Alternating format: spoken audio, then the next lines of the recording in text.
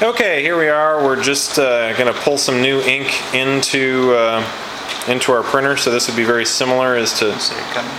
Oh, here we go. Woo! There we go. It's now up inside here and chasing along, and we're going to watch for it coming down. Oh, there we go. And it just got to there. Right here we're using this little tube and a syringe. We're going to switch off here and put on a new damper in a moment. And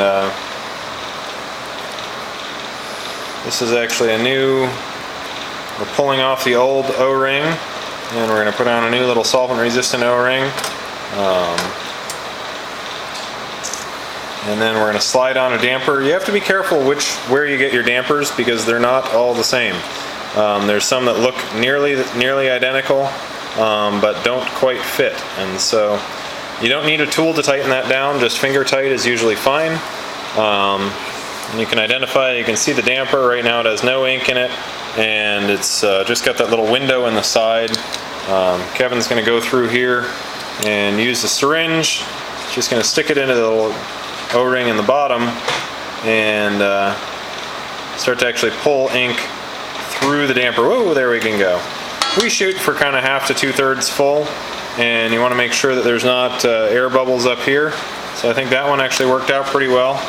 Now we're carefully going to stick it down inside the printer there, and that also, you don't need tools or something. There is a little track on some of these in the back side here that we try to match up that little notch with and get it down in there sitting on top of the head.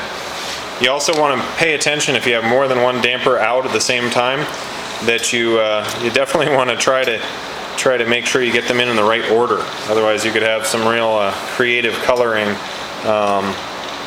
from your printer. So, well, there you go. So this is kind of the procedure that you would follow if say we shipped the printer off to you and you picked it up and or you were changing ink type. This would be kind of the start.